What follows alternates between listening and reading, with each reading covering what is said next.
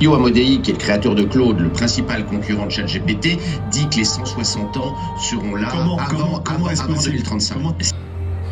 Ce qu'a fait actualité, madame, monsieur, ensemble des millionnaires de l'IA, il fait connaître que avant 2040, et un monde est capable de dire 160 années à 1000 ans parce que l'IA est capable de régénérer le monde, capable de faire tourner un jeune monde de 36 à 40 ans. Ok? Et mais c'est ça qui donc communiqué à nous là actuellement là.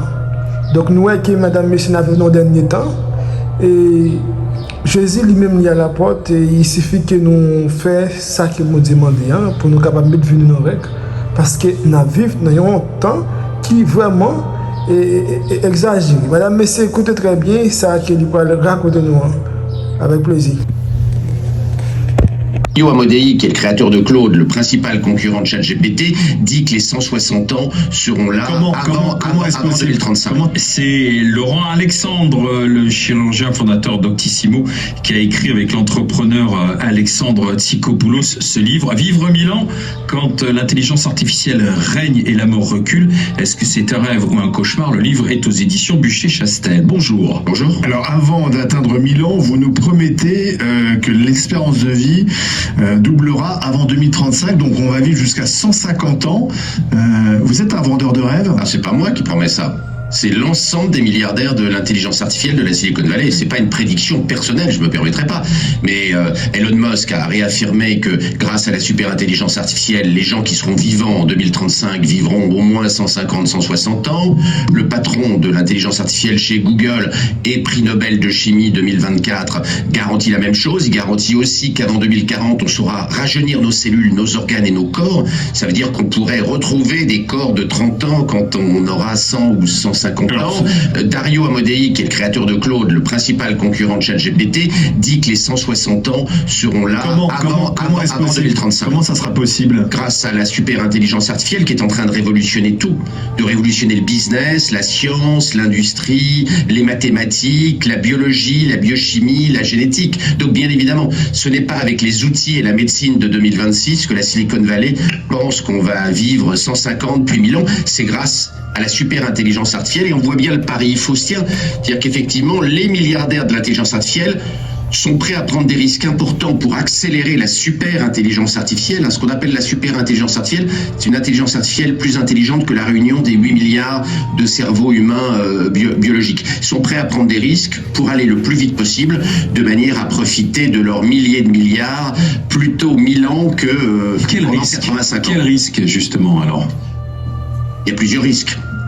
C'est ce qu'on développe avec Alexandre Tsikopoulos dans le livre 1000 ans. On a des risques de sécurité, de cyberattaque par l'intelligence artificielle qui est capable d'attaquer les systèmes informatiques. On a des risques sociaux.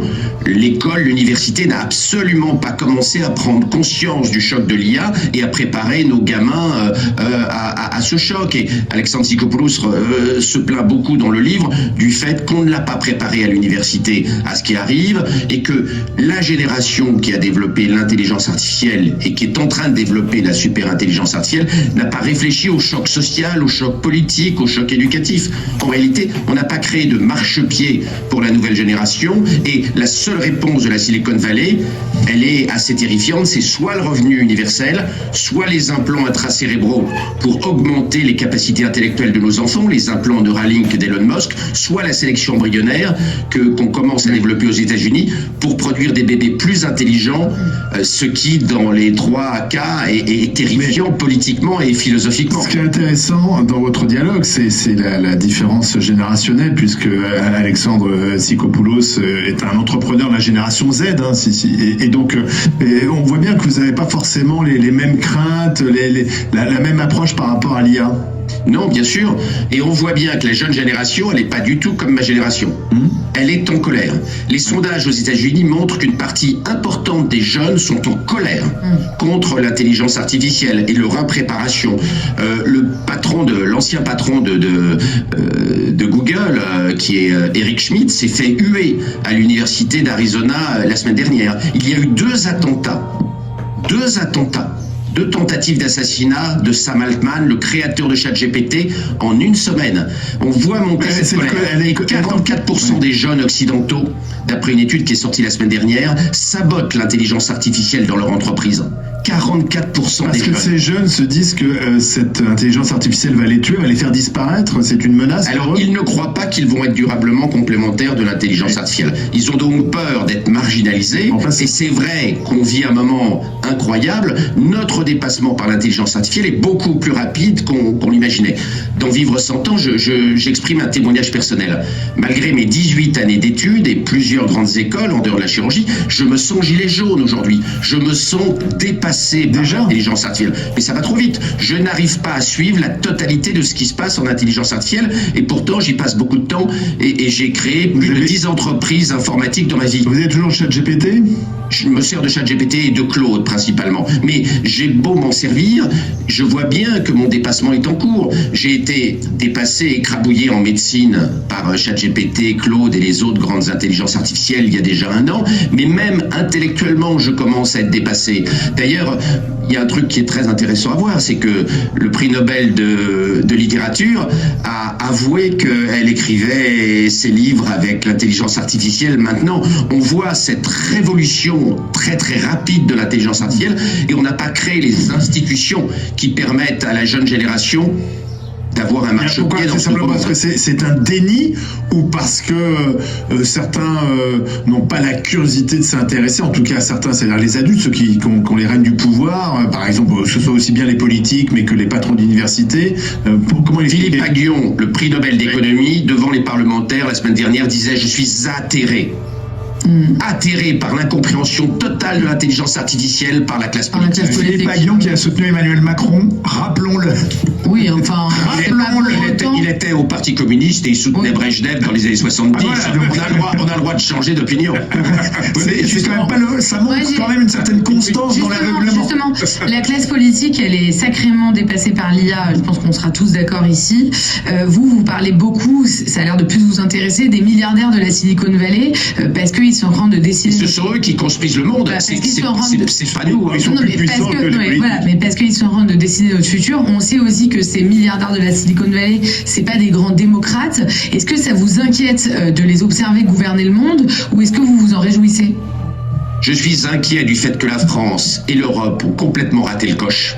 À cause d'une classe politique qui ne comprend rien à l'intelligence artificielle, à cause de Bruxelles, une commission européenne qui ne comprend rien à l'intelligence artificielle, qui n'a pas transformé l'école, l'université, la formation professionnelle des adultes quand c'était encore possible il y a quelques années. Je suis très en colère du fait qu'on ait laissé tout le pouvoir aux milliardaires de la Silicon Valley, mais quand on dit milliardaires, ils ne sont pas milliardaires. Elon Musk approche 1000 milliards. On n'est plus sur des fortunes en 2 ou 3 milliards. Donc on a une concentration du pouvoir qui est incroyablement forte dans les milliardaires de l'intelligence artificielle. Ce sont eux qui sont les hommes les plus puissants du monde. Ils sont plus puissants que Macron. Sam Altman, le patron de ChatGPT, influence plus le monde, l'humanité, que Emmanuel Macron. Sauf qu'Emmanuel Macron ne le sait pas encore. Non, mais Emmanuel Macron le sait mieux que d'autres parce que commence à s'intéresser à l'intelligence. Pardon, ma question c'était au-delà du constat, est-ce que ça vous réjouit ou est-ce que ça vous inquiète ? Est-ce que vous préférez qu'Emmanuel Macron ait le pouvoir ou Elon Musk ? Ça m'inquiète que nous ayons laissé le pouvoir aux milliardaires de l'intelligence artificielle dans les Silicon Valley, que nous n'ayons pas construit cette industrie fondamentale qui fait que nous sommes en train d'être colonisés.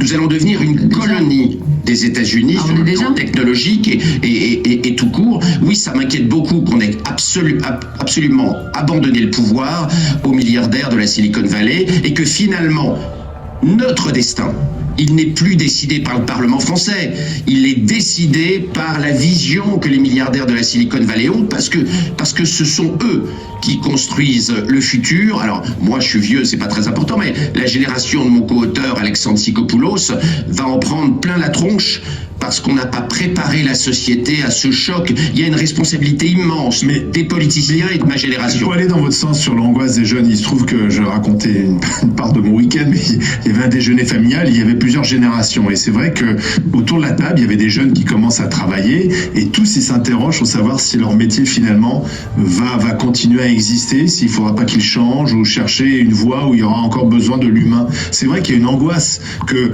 peut-être moi, ma génération, j'ai plus parce que j'ai envie de dire ma vie est faite, mais et comment on peut rassurer cette nouvelle génération, ceux qui ont 20 et 30 ans? On la rassure pas. Aujourd'hui, on n'a pas les instruments pour la rassurer. Tout au long du livre, mon co-auteur Alexandre Tsikopoulos ne cesse d'exprimer son angoisse. Angoisse de ne pas avoir de boulot, angoisse de ne pas avoir de marchepied, et puis une angoisse plus intime. L'une des grandes angoisses d'Alexandre Tsikopoulos, c'est de voir que les milliardaires de la Silicon Valley commencent à retarder le moment où ils font des enfants, parce qu'ils ne veulent pas faire d'enfants non augmentés. Par exemple, Alexander Wang, qui est le patron de toutes les intelligences artificielles chez Meta Facebook, a déclaré aux journalistes « J'ai retardé mon premier enfant, je ne veux pas faire d'enfant avant que les implants intracérébraux Neuralink soient totalement au point pour augmenter le cerveau de mes enfants. Je serais un père indigne si je faisais un bébé non augmenté alors que la super intelligence artificielle arrive. » Vous voyez que cette angoisse-là qu'exprime Tsikopoulos, mon co-auteur, elle est une des composantes de l'angoisse de la jeunesse. La jeunesse n'a pas uniquement peur de ne pas avoir de boulot, elle a également peur de ne pas savoir comment construire une famille dans ce monde où l'intelligence humaine est dépassée par l'intelligence artificielle, parce qu'il faut bien comprendre que 2026 est l'année où l'IA aura dépassé l'intelligence humaine. Et c'est cette année-là. Il y a quasiment plus de domaines où l'intelligence artificielle nous est supérieure. Regardez toutes les études en médecine, c'en est catastrophique. J'ai passé 11 années de ma vie pour avoir la qualification en chirurgie. Ça m'attriste beaucoup, mais la réalité est que l'IA, c'est beaucoup mieux qu'un médecin pour faire un diagnostic. Mais ça veut dire quoi? L'IA, c'est mieux qu'un médecin pour faire un diagnostic? Vous prenez un dossier médical, et bien l'IA est meilleure. Une étude publiée dans Science, la plus grande revue scientifique au monde, il y a quelques jours, montre qu'aux urgences, en environnement réel, il y a une différence énorme entre les urgentistes seniors, les mieux qualifiés, et puis l'intelligence artificielle. Et c'est l'intelligence artificielle qui oriente mieux les malades, trouve mieux les diagnostics aux urgences, et sait mieux comment orienter dans le parcours des urgences les patients. C'est la raison pour laquelle, vous verrez, en 2035, il sera interdit à ma profession de faire un diagnostic et une ordonnance sans l'autorisation de l'intelligence artificielle. Ça veut dire, c'était ma question suivante, qu'est-ce que ça va? Donc, nous, la situation mondiale, donc c'est que c'est en 2040 et il y a des gens capables de dire à 135 à 136 années ou 1000 années par l'intelligence artificielle. Donc, selon les milliardaires de ce monde, donc nous monde ça, donc qui ça l'a porté parce que vous pensez que l'intelligence artificielle est capable de faire dirait plus années et vous êtes capable de vivre, ok? Donc même les cerveaux enfants, vous dit que vous êtes capable d'améliorer les cerveaux les enfants. Donc vous voyez dans quel monde nous vivons. Donc il suffit que nous connaissons ce qui passe dans le monde pour nous capables et mettez-nous prêts, ça chrétien, ça pas chrétien, donc pour nous voir comment ça a marché dans le monde. Déjà c'est un plaisir pour nous ensemble.